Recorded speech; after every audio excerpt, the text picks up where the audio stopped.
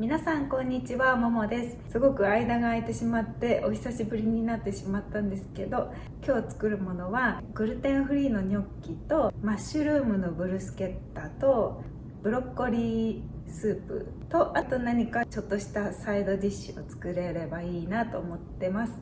はい、ということで早速作っていきましょう。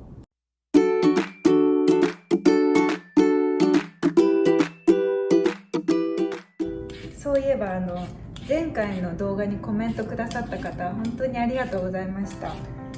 ぜひ今後の動画作りの参考にさせていただきますので、今後ともよろしくお願いいたします。とりあえず4個、だいたい400から 500g ぐらいになればいいと思います。そしたらね、じゃがいもを細かく切っていきます。後でマッシュしちゃうんで、もうこれは火が通りやすいように適当に切ってください。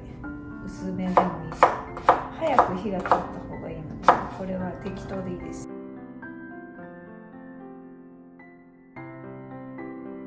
はい、じゃあ次にブロッコリーのスープを作っていくんですけど、これサラダ用に茹でてあったブロッコリーなんですけど、ちょっと食べきらないで茹でてあったものを使っていきます。とりあえず半分、どんなね、細かく切んなくてもいい、ただのスライスで。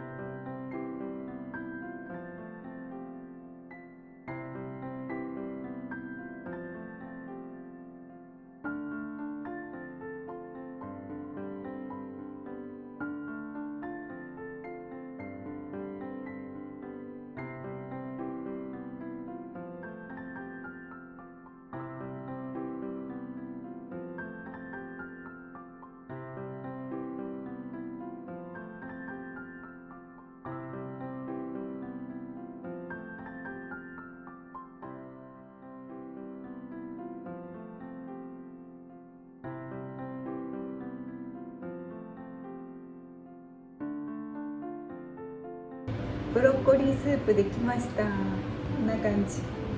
じゃがいもも煮えたので、こちらを水気を取ってからマッシュしていきます。今これで水気を取りました。これを使っていきますね。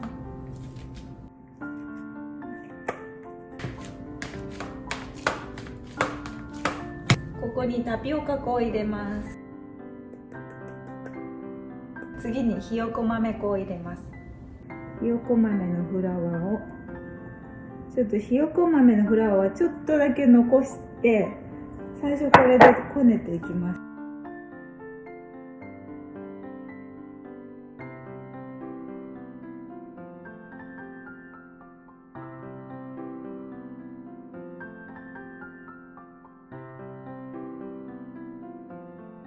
こんな感じでまとまってきました。ちょっとだけパルメザンチーズ入れます。